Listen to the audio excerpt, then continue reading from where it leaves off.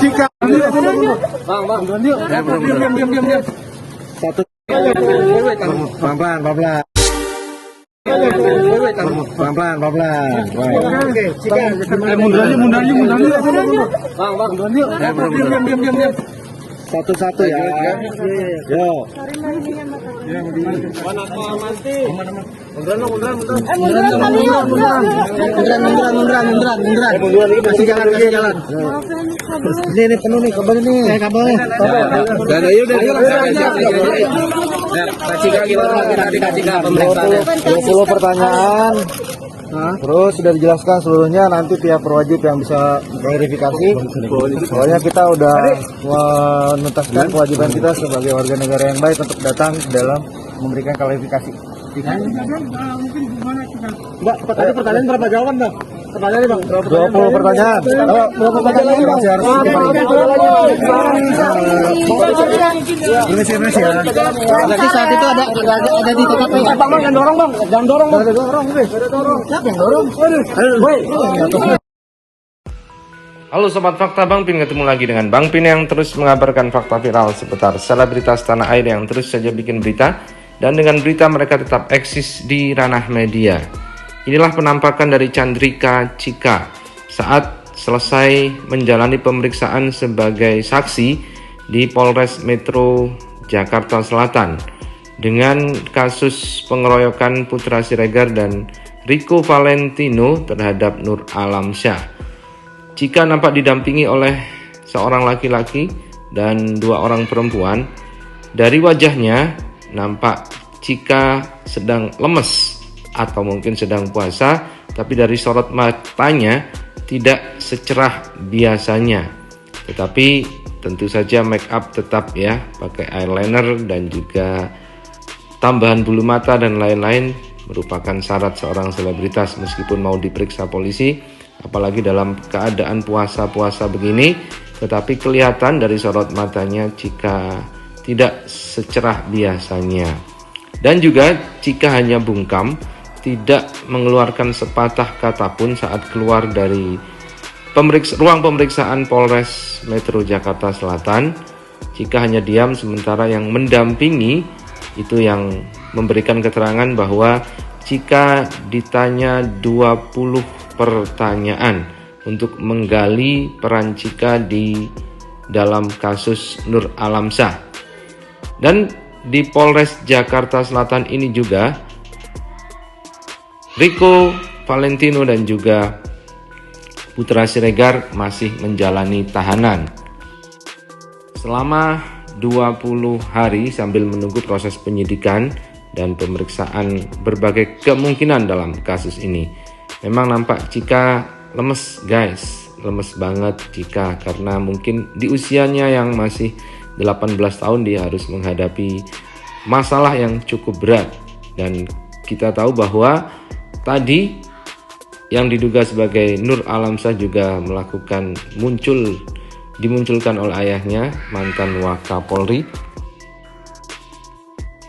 Dan ini adalah yang diduga sebagai ayah dari Nur Alamsyah, mantan Wakapolri Haji Syafruddin, dan juga mantan Menteri Pemberdayaan Aparatur Negara. Dan ini merupakan penampakan dari Nur Alamsyah yang pertama kali. Dikatakan dia sedang menjalani umrah. Ini merupakan lokasi di sebuah masjid sepertinya di kawasan Tanah Suci, tapi bukan di Masjidil Haram. Nur Alamsyah sedang membaca Al-Quran. Namun memang tampak ada memar-memar di wajahnya dan ada bekas luka di tangannya. Dan ini kalau kita perhatikan di bagian pipi kiri, tetapi masih memang tertutup oleh masker. Dan juga di bagian tangan yang terkepal itu Nur Alamsyah nampak juga ada luka-luka. Hal ini mengundang simpati dari netizen dan mengatakan kepada Nur Alamsyah dan orang tuanya agar tidak berdamai. Itu kelihatan ada semacam darah di tangan kiri dari Nur Alamsyah. Sementara itu di akun Instagram Nur Alamsyah, yakni Alam, nampak memang Cika juga follow dan saling follow dengan Nur Alamsyah. Apakah ini menandakan ada hubungan khusus antara Cika dan Nur Alamsyah? Juga masih belum bisa dipastikan. Yang jelas, menurut keterangan dari istri Putra Siregar, bahwa Cika ini berpindah-pindah dari meja Putra Siregar ke Nur Alamsyah. Dan kita tahu Rico Valentino yang merupakan sahabat dari Putra Siregar juga punya hubungan dekat dengan Cika ini. Apakah ini kasus cinta segitiga? Tetapi menurut pengacara dari Nur Alamsyah, saat ditanya oleh wartawan, pengacara Nur Alamsyah mengatakan bahwa Nur Alamsyah tiba-tiba saja mengalami pengeroyokan oleh Rico Valentino dan Putra Siregar, dan tidak ada masalah, tiba-tiba saja dikeroyok begitu, kata pengacaranya. Berbeda dengan keterangan dari istri Putra Siregar. Banyak juga berita di sana yang yang bukan seperti itu gitu. Mungkin Kenyataannya tidak seperti itu. Kenyataannya tidak seperti itu. Mungkin ada tanggapan dari apa?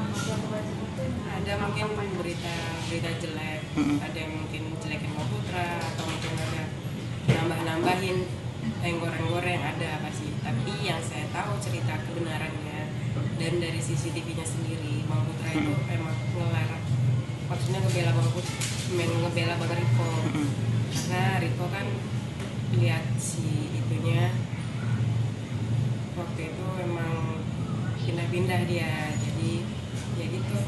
Bang Putra karena dia udah dipegang sama orang lain, si Riko-nya takut kenapa-napa, udah dipukul juga sih si Riko-nya, jadi Bang Putra datang buat nahan. Tapi kalau misalnya kita lihat CCTV-nya sendiri, Bang Putra tuh yang pakai topi putih, yang misahin gini tuh, tapi nggak tahu kenapa justru malah Bang Putra yang kena. Ya nggak nyangka, karena Bang Putra sama Bang Riko ini nggak kesana juga karena diundang acara ulang tahun tuh. Sebenarnya hari itu Bang Putra nggak mau ikut, tapi nggak tahu, mungkin teman-temannya maksa, dan hari itu mungkin hari sialnya ya dia datang. Itu ada acara ulang tahun temannya, dan itu kejadiannya juga sebelum umroh. Itu kan banyak yang bilang pulang umroh kok ke sini sih, padahal itu kejadiannya sebelum umroh, dan itu dia diajak ke acara ulang tahun teman. Karena biasanya Bang Putra itu kerja dari pagi sampai jam 2 malam, kadang jam 12 malam kerja. Karena kan aku selalu nemenin nih, Bang Putra kan di sini aja. Selalu mendampingi ya. Karena dia selalu pulang, bolak-balik ke rumah, makan siang, bolak-balik gitu. Berarti sempat ngerasa sepi juga nih, sekarang udah nggak ada yang didampingin nih untuk sementara waktu Iya, gitu. ngerasa sepi karena kan Bang Putra cowok satu-satunya di rumah. Kalau nggak ada Bang Putra berarti yang melindungi anak-anak aku dong. Sendirian. Biasanya sama Bang Putra. Karena kan aku harus nyiapin makan untuk Bang Putra. Kalau sekarang aku masak apa aja atau makan nasi putih aja nggak apa-apa, karena nggak ada yang mau disiapin, nggak ada yang mau dihidangin gitu. Sepi. Karena biasanya ada Bang Putra kan. Itu yang paling kerasa ya. Terasa banget ya, Kak? Apalagi di kamar kan nggak ada Bang Putra. Biasanya sebelum tidur dia main sama anak-anak.